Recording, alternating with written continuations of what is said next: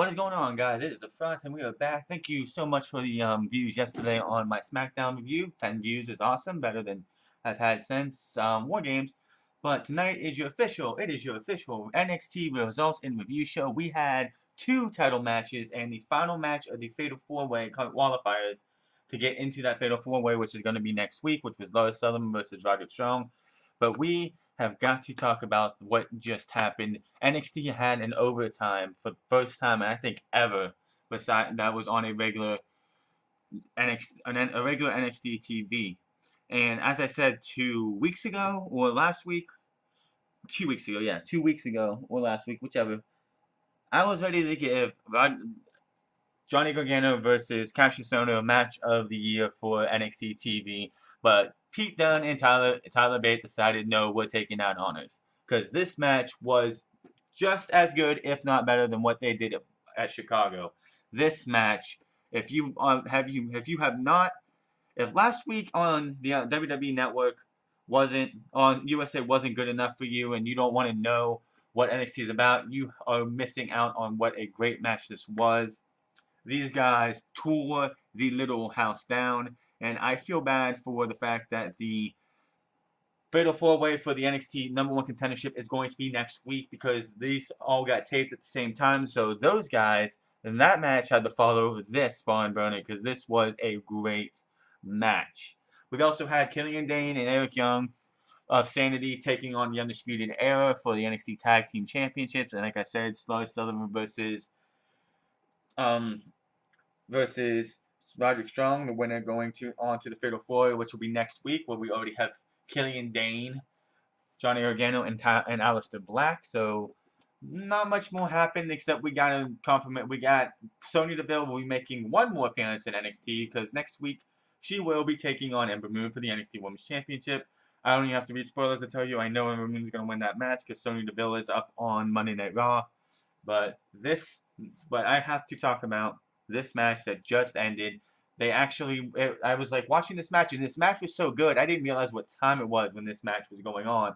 Then Marvin Hour happens to say, for a special treat, we're going to continue on with this match, like keep coverage of this match until it is over. And I look down, and it's 9:01. I'm like, oh my god, this match is just like going on forever. It was an awesome match. The match started out with them locking up, and just right from the start, you saw the joint manipulation by Pete Dunne with the whole fingers and everything. He actually grabbed Tyler Bates' nose a couple times. Towards the midway of this match, he actually took Tyler Bates' hand, and you could see it on camera. His finger was actually on the mat, like bent over, and Pete Dunne just stomped. I could not watch that spot again. I'm so glad they didn't show it on replay because that was a nasty spot. And when you got up and saw his hand, it looked like he actually dislocated his finger and he popped it back in, of course, because all professionals know how to do that, right? But that was just a nasty spot. This match is there is so much that went into this match, and it's so hard to go over everything they did. I believe they went about 30 minutes in this match. These two put these guys on NXT TV every single week, and I guarantee you will not see the same match twice. This match was amazing.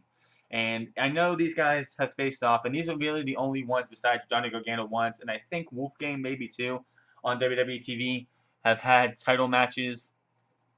I want to see guys like Joseph Connors, Wolfgang, if we haven't seen him, Mark Andrews, and other UK guys get a chance at the title. Tyler Bate lost his rematch, which just technically was.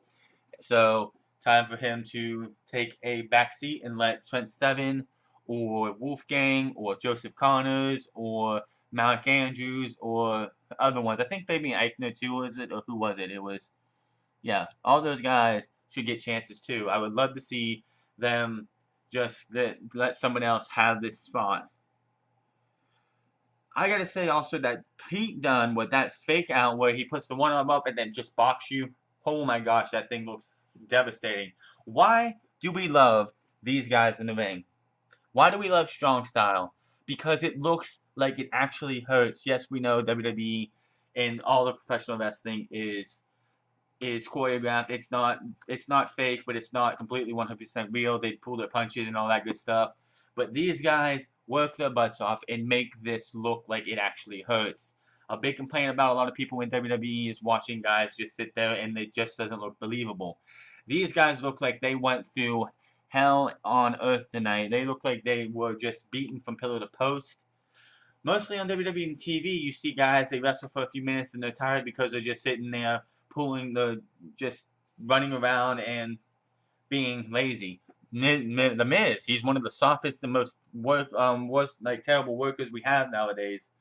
Guy doesn't look like anything. Any kick, any hit, any punch, anything he does not look legitimate. These guys tonight both hit their finishers, and it looked like when they happened, how did they get out of that?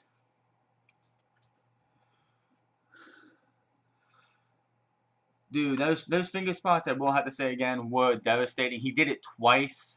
I don't know. I could not put myself. Someone did that to my finger. I'm out. I'm done. I broke my finger. I'm done. I gotta go. I probably would have pulled a Sin Cara, but Tyler Bate just gets up and just continues going in this match.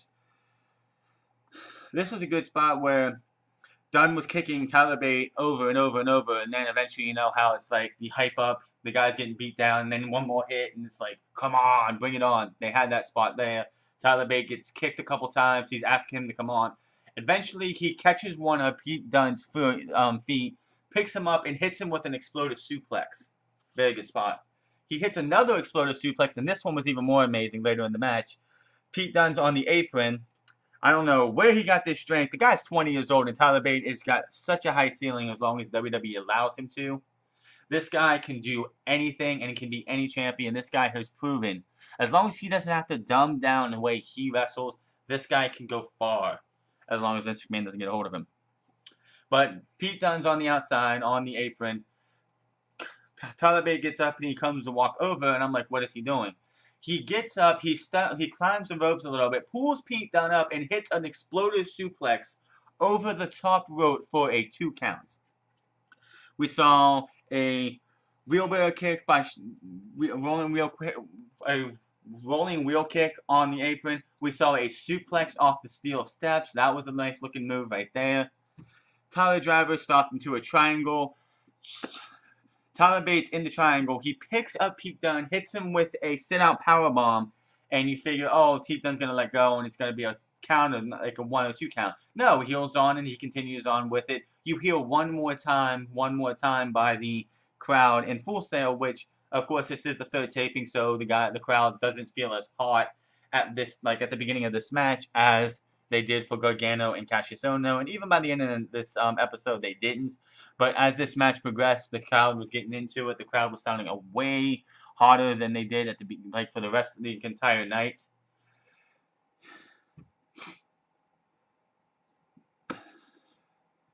Tyler Bate, of course, got his airplane spins not once, not twice, but 3 times. He went left, he went right, then he went left again. Did his powder like he's gonna drop it, and then deadlift, which is always a nice little spot. The 3 times airplane spin is what led into the explosive suplex over the top ropes, which is awesome as can be. The match pretty much came to an end. Bate was dragging himself to the top rope. He leaps and hits a corkscrew, barely hitting Pete Dunne. He got a 2 count. Both men end up getting up on the top rope. It looks like we're going to get a back suplex, but Tyler Bate back suplex Pete Dunne. Pete Dunne flips out and hits a second bitter end for the 3 count. Tyler Bate and Pete Dunne put on the match of the year when it comes to Full Sail appearances or NXT TV. There's match of the year at TakeOver, match of the year at Full Sail. These 2 put on both of them, and I can't tell which one is better, this one or that one. This, of course, when it comes to crowd, that one was a lot more harder because it was in Chicago, Illinois, and they are a rabid fan base. I cannot wait for NXT TakeOver Chicago 2, which will be the night before Money in the Bank. That I can't wait for, and hopefully, just hopefully, the UK title will be on the line on that show because it needs to be. All I gotta say is, if you're one of those people who's like, I can't see NXT when it's live, I'll go watch it later. The tag team title match, which we'll get to in a second, it was an okay match. Lars Sullivan versus Roderick Strong was a pretty good match, but this match, if you watch any type of wrestling match this week that is WWE related, you have to see this match. This would be a 5-star classic for a TV show, for a TV episode of any wrestling show any day. Put these guys, if you put this type of match on Monday Night Raw every once in a while, I guarantee you would have ratings. They would have ratings go through the roof. These guys were amazing. I love that these guys can work. These guys work well together. You can tell that these guys love working together with each other because they just pull out all the stops. When you see a match like this, you know the guys in the back really can trust each other because they pull out all the stops. There's no holding back. There was no holding back tonight. I would love to see another one of these, but I would also like to see Joseph Connors get himself a shot, Trent Seven get a shot, Wolfgang, and all the others. But definitely a great match. Not much, like, for overall tonight, there wasn't much, like, story advancement for anything because we're still a month away from NXT TakeOver Philadelphia. So I say the next TV tapings, which I actually don't think are in Full Sail next month, are going to be where we get story progression for the title because we'll have the Fatal 4-Way next week. The tag titles, if we have anything for that. The women's title, if we have it, which we would definitely probably have a match at Philadelphia. And any other title, any other opportunities we have at Philadelphia. Hopefully, they'll put the UK title on the line in Philadelphia. I think the Philly fans would love this type of environment right here. This is perfect. Philadelphia should get all 4 titles that they have displayed in NXT, from the tag titles, the women's title, the NXT title, and the UK title. Put Pete Dunne versus Trent Seven or Wolfgang or Tyler or Joseph Connors, and you'll have a heck of a show. The show started off with Sanity versus Undisputed Era. Killian Dane and Eric Young were in this match due to Alexander Wolf has not been medically cleared since that nasty shot he took at NXT TakeOver War Games. If you saw last week, they showed his head with all the staples, and man, did that look nasty. Both Nikki Cross and Adam Cole were not out here for their respective teams at the start of the match. They come into play later on. Dane started this match off, and he was just sitting there taking these punches left and right from Fish and O'Reilly, and he was no selling them. It looked like, and it seemed like O'Reilly and Fish had pillows on their hands, and they were just sitting there punching at him, and nothing was happening for the beginning of this match. O'Reilly made some big mistake at the beginning of this match because he's in there tussling with Killian Dane. All of a sudden, because he's off towards Sanity's corner, turns around and tries to deck Eric Young to take him off. Eric Young ducks down. Kyle O'Reilly turns around and gets sandwiched between the corner and Killian Dane, which is pretty funny. Midway through the match, Eric Young is on a roll. He ends up on the apron. Bobby Fish comes from behind him and kicks his feet from underneath him. He takes a dive right into the apron and that leads us to the first commercial break. Back from break, Undisputed Era was in control of this match. Eric Young is taking the heat for most of it. Jumping knee by O'Reilly in the corner. Rocks Young. He bounces off and hits a spinning neck breaker. Both men are down. Dane is tagged in and cleans house, running over both Fish and O'Reilly with corner avalanches. Nasty looking moves, especially for a guy his size. And the fact that both Bobby Fish and Kyle O'Reilly are about really, like, I'd say about 200 and some pounds maybe each. Not even that. Maybe 195 pounds. Who knows? But these guys are just getting sandwiched by a guy who's like 3 times their size in the middle of the corner. And those corners don't have any give, first and foremost. So that's got to just be, like, painful right there. And then a senton drop kick. What happened was he goes and gives Fish his one. Then he goes and gives O'Reilly a second one. O'Reilly comes falling down. Fish starts to try and get his bearings back. Killian Dane comes up and hits a senton onto Kyle O'Reilly with a drop kick to Bobby Fish at the same time. Beautiful spot. That is one of the best spots that I think he has of his repertoire when it's a tag team match. Definitely a really cool shoot. Then he picks up Bobby Fish and hits the Michinoku driver while sitting down on Kyle O'Reilly. Really good spot as well. Match ends with Eric Young is going up to the top rope. Adam Cole runs down and yanks Eric Young off the rope. off the top rope, double kick. Kyle O'Reilly hits him with his single finisher for a 2 count. Then all of a sudden, out of the crowd comes Nikki Cross, who jumps on the apron, runs headstrong, and splashes down on Adam Cole and starts pounding away at him. In the ring, and towards the end of the match, Adam Cole tries to get into the ring. Killian Dane stops him. He's looking to take Adam Cole and shove him into the turnbuckle post. Adam Cole, of course, gets out of this, shoves Killian Dane into the turnbuckle, the ring post. Eric Young comes out, hits a suicide dive, but walks in and gets hit with that double, I think they call it exploder or something. One of the double team finishers by Kyle O'Reilly and Bobby Fish. Bobby Fish pins 1, 2, 3, and most of you could have probably guessed, even if you didn't read spoilers, the Undisputed Era are your new NXT Tag Team Champions. This match was pretty good. The Kyle O'Reilly, Adam Cole and Nikki Cross thing didn't take much away from it, which is fine. It's good to see that they didn't have them out there, and you have like Adam Cole and her just trying to help their teams out for 95% of the match, which I'm sure if this happened on WWE's normal TV, if Raw and SmackDown or pay-per-view, we probably would have seen that. But we have new tag team champions. The question is, and I don't think he needs it, the question is, when will Adam Cole add a third piece of championship gold, or a second piece of championship gold, to this stable? I don't think Adam Cole needs the NXT Championship, but I could be in the minority there, because he's just that good. They have a little highlight package of Roderick Strong before his match with Sullivan. Pretty nice. Then we see they did a backstage in the back of Heavy Machinery in the parking lot, talking a bunch of garbage and stuff. They run into Tito Sabatelli and Riddick Moss's big, nice, cool little car. I think it's Otis. I think Otis is the smaller one. Goes up to try and lift it. Tito Sabatelli and them come out. So they start talking trash back together. No big deal. They're probably going to have a tag team match in the next week or so between these two teams. So that's something to look forward to. Not really sold on Sabatelli and Moss yet. They have the look.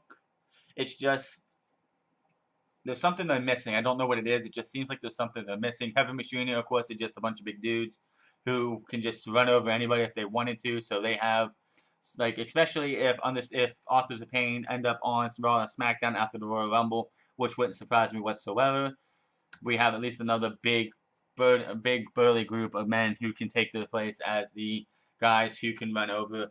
I would like to see what the Heavy Machinery would be like if they became heels. I don't know how far they could be as baby faces. I don't think a group of big men like them could work very long as baby faces. I think they would be more in tune with the heel, like an Authors of Pain where they come out and destroy everything. But of course, the Authors of Pain are still in NXT, so keeping them as baby faces for now is fine. But I would like to see what they could do as heels. They bring up what happened 2 weeks ago between Sonya Deville and Ruby Riott with the no holds barred match and Sonya Deville winning. They cut to Sonya Deville at the Performance Center talking about how one of the people who are talking to her asked her about what's Absolution's been doing on Monday Night Raw.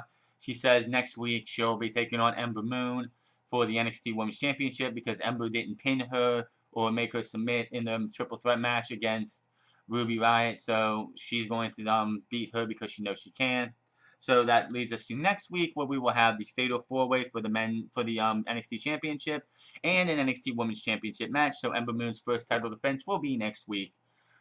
I guess we can look forward to that. It won't be too big of a surprise that Ember Moon's going to win that match. It's kind of obvious, but hey, if Sonya Deville can put on a good and can help try and put on a good match, I know Ember Moon can work well. Sonya's still a little skeptical. We will see. They did have a highlight. They did have a teaser for Shayna Baszler. So apparently she attacks Kairi Sane sometime in this week, this set of taping. So I guess that's going to happen next week. So we'll see what happens then. Lars Sullivan versus Roderick Strong. This match was actually a pretty good match. I figured they might not go longer than and not do much more than we had with Cassius Ohno versus Lars Sullivan, but boy was I wrong. Strong on the attack from the start. Lars tries to stop that, but Strong just beat him pillar to post. He did get a 1 count out on him. He got a 2 count after an Olympic slam, as they called it. Because of course, if it's anybody else but Kurt Angle, it's an Olympic slam. So whatever. Nasty clothesline by Lars turns Strong inside out from early on in the match. Knees by Lars to Strong puts the smiles on Lars. Like when he starts putting in that, like causing people pain, you just see that sick and sadistic smile on his face, which works with his character very well. Forearms by Lars to Strong. He starts decimating him, throwing him around like a weight, just a little rock or something. Lars catches Strong when he's bouncing off the ropes, puts him in a bear hug. Morrow and these Christmas puns just have to go. I cannot wait till Christmas is over. Good thing that next Wednesday is after Christmas, so hopefully we won't hear any more of these Christmas puns because they are just nauseating. Strong gets a jumping knee from the corner. Multiple elbows by Strong as he has Lars Sullivan goes to hit a knee, do a knee on Roderick Strong when Roderick Strong was in the ropes. Roderick Strong moves. Lars gets his foot, his one leg goes over the rope. Strong traps Lars Sullivan for a minute, just keeps running back and forth, hitting elbow after elbow after elbow for a minute. That ends up knocking Lars Sullivan down off the mat. So it looked like Roderick Strong was going to probably go for some kind of suicide dive or something. Lars Sullivan gets back on the apron, pretty much puts a stop to that. Lars on the outside comes on Rock Strong. He goes up and Strong gets up and hits a middle rope suplex for a 1 count. Strong is shocked. He hits that double, everyone calls it a superplex, but a superplex is when it's off, both men are on the top rope. This is a middle rope because he was on the middle rope, Roderick Strong was on the middle rope. But anyway, he gets him down, hits a suplex, and gets a 1 count. And he just backs up, and he is just shocked that he only got a 1 count out of that after everything that he's done. All this damage that he's done to Lars Sullivan in this match. Then he hits the angle slam for a 2 count.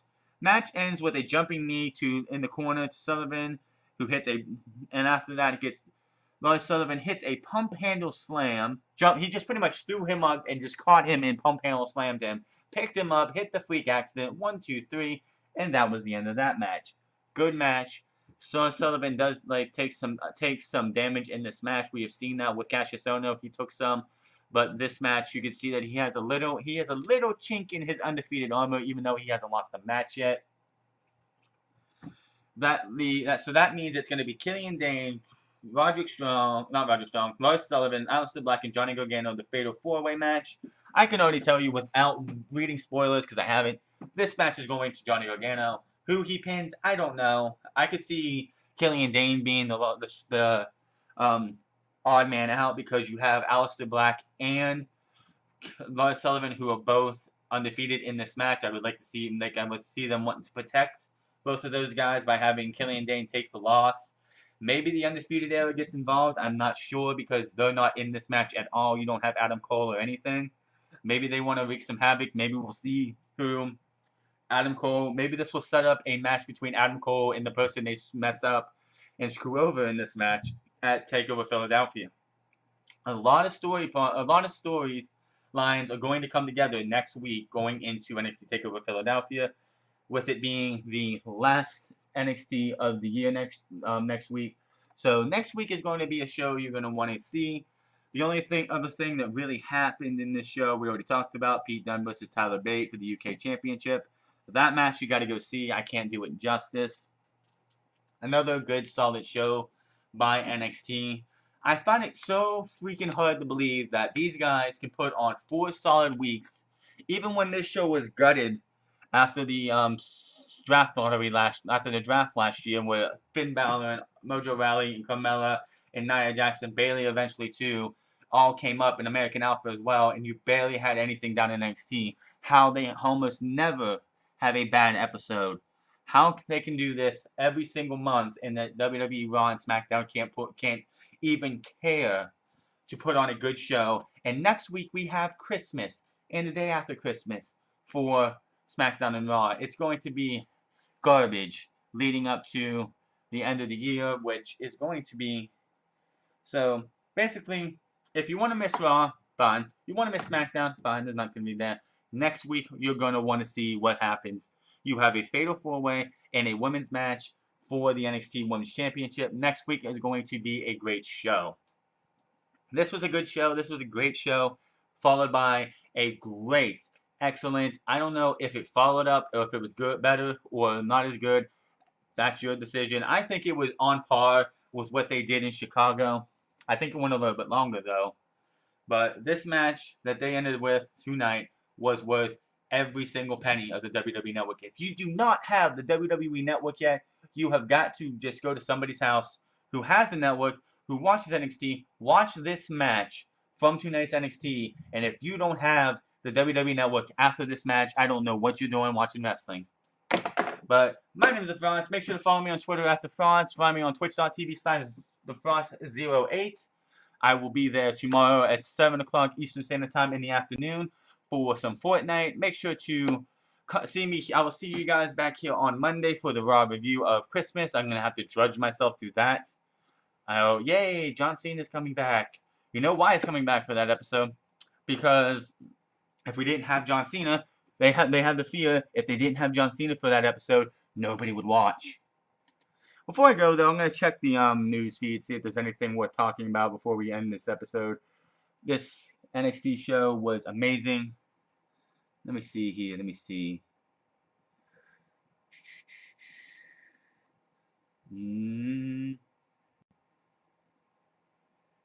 Nothing really.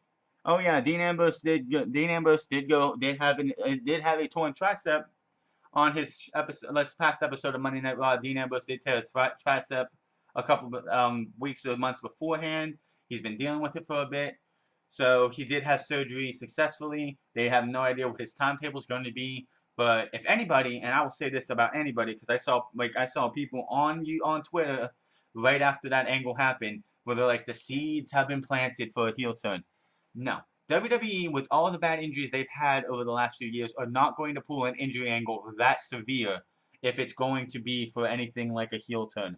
That was a write-off angle from the start. I knew it from the minute they did it, that he was going to be off TV for a while. Does that mean the Shield reunion is over? Yes, pretty much sure. I'm pretty sure it is. It's one thing to have the mumps and be out for a month or a couple weeks. It's another thing to have a torn tricep, a high-grade torn tricep, and be out for a long time. So the Shield reunion and everything they had planned for Seth versus Dean, probably going into WrestleMania, is scrapped. Maybe Dean Ambrose comes back, and when he comes back, they'll have a tag team match. He'll come out and he'll hit the dirty deeds at the end of the match to screw over him and Seth Rollins, and we'll start the heel turn from there. Which, if it's 9 months, I can see them building it for SummerSlam. Seth versus Dean at SummerSlam. It won't have the same momentum as it would if they were going into WrestleMania, because they've had some momentum and it's been start and stop, but still.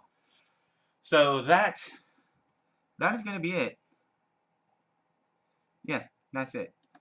I will see you guys on Monday. Make sure to have yourselves a wonderful holidays. If anybody who celebrates, happy Hanukkah, happy Kwanzaa, happy Merry Christmas, and everything in between. I will see you guys next week. And until then, my name is Fries, and you